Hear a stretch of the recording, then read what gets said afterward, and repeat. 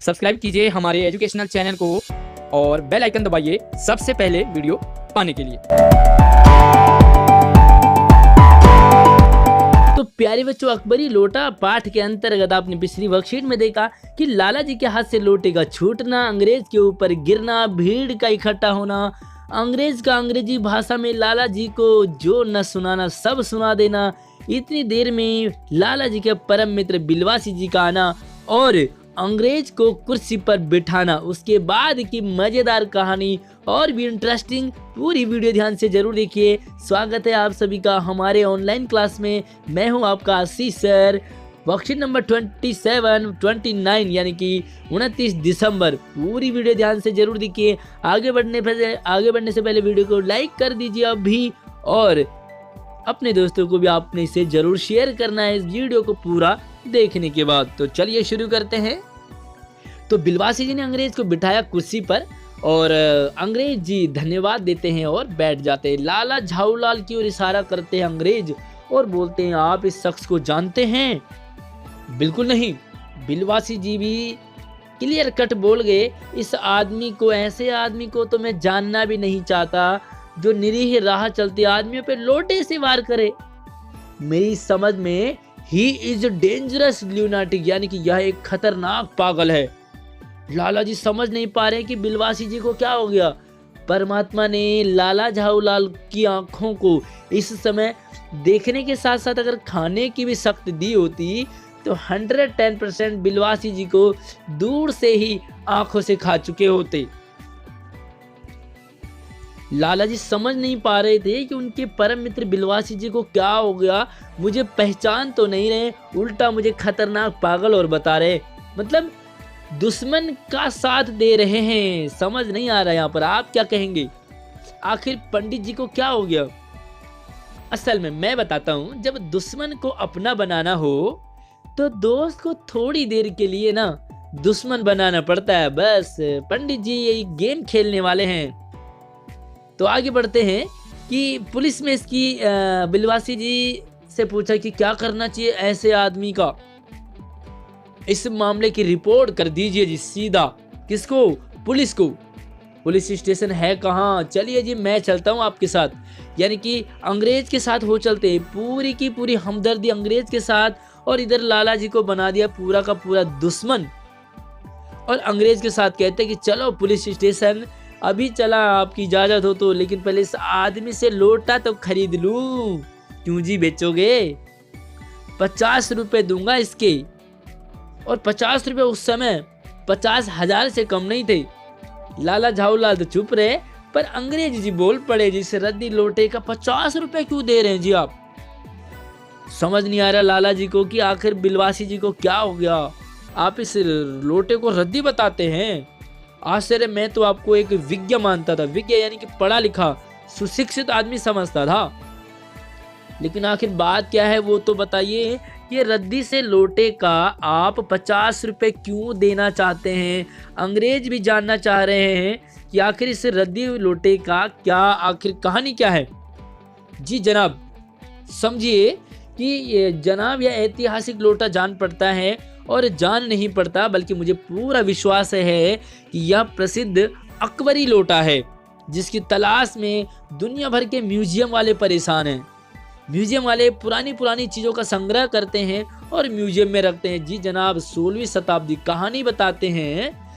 16वीं शताब्दी की बात है। बाबर हुमायूं शेरशाह से हारकर भागा था और सिंध के रेगिस्तान में मारा फिर रहा था। एक बार की बात है, कहानी आप भी सुनिए। इस अवसर पर प्यास से उनकी जान निकल रही थी। उस समय एक ब्राह्मण ने इसी लोटे से पानी पिलाकर उनकी जान बचाई थी। हुमायूं के बाद अकबर ने उस ब्राह्मण का पता लगाकर उससे इस लोटे को ले लिया और इसके बदले उसे इसी प्रकार के 10 सोने के लोटे दे दिए। यह लोटा सम्राट अकबर को इतना प्यारा था कि इसी से इनका नाम अकबरी लोटा पड़ गया। जिस लोटे का नाम, वह बराबर इसी से वजू करता था। वजू यानी कि नमाज पढ़ने से पहले हाथ मुंह धोना होता वजू करना, है ना। तो अकबर जी इसी लोटे से वजू करते थे। इतनी कीमत है इस लोटे की सन 57 तक इसके शाही घराने में रहने का पता है, पर इसके बाद वह लापता हो गया। कलकत्ता के म्यूजियम में इसका प्लास्टर का मॉडल रखा हुआ है। पता नहीं यह लोटा इस आदमी के पास कैसे आया। म्यूजियम वालों को पता चला तो फैंसी दाम देकर खरीद ले जाएंगे। तो ये है कहानी इस लोटे की। इसीलिए मैं इस लोटे के कितने रुपए दे रहा हूँ, 50 रुपए। और ये तो मुझे पता है ये लोटे की कीमत तो और भी ज़्यादा महंगी है। तो ये एक कहानी बता दी, सच्चाई है या कहानी है हम अगली वीडियो में जानते हैं। तो चलिए इसके सवालों पे डिस्कस कर लेते हैं थोड़ा सा। तो प्यारे बच्चों, आपको क्या लग रहा है कि यह कहानी है या हकीकत है? आखिर ये लोटा अकबरी लोटा, क्योंकि पार्ट का नाम भी है अकबरी लोटा, तो क्या ये रियल में वही अकबरी लोटा है? मुझे कमेंट में ज़रूर बताना और इसके सवालों को ज़रूर देखते हैं। तो पहला सवाल है कि बिलवासी जी ने अंग्रेज के सामने लाला झाऊलाल, जो कि अपने परम मित्र हैं, उनको पहचानने से इनकार क्यों कर दिया? अनुमान लगाइए और इसका आंसर बताइए। तो चलिए मैं तो भैया अनुमान क्या लगाता हूँ, सीधा मैं आपको आंसर बता देता हूँ कि दुश्मन से काम निकलवाना हो तो दोस्त को बनावटी दुश्मन बनाना बहुत जरूरी हो जाता है। इसीलिए अंग्रेज का दिल जीतने के लिए लाला जी, जो कि परम मित्र हैं, उनको पहचानने से भी इनकार कर दिया ताकि अंग्रेज को शक ही ना हो। और इस समय ऐसी कंडीशन हो रखी है तो यहाँ पर दुश्मन को दोस्त बनाना बहुत ज़्यादा जरूरी हो जाता है। दूसरे सवाल की तरफ बढ़ते हैं और सवाल कुछ इस तरह से है कि बिलवासी जी क्या वास्तव में लोटा खरीदना चाह रहे थे? क्योंकि 50 रुपये दे दिया ना, तो क्या वो वास्तव में लोटा खरीदना चाह रहे थे? अपने उत्तर के पक्ष में आपने कारण भी बताना है। तो चलिए यहाँ पर मैं कारण आपको बताता हूँ कि बिलवासी जी वास्तव में लोटा नहीं खरीदना चाह रहे थे।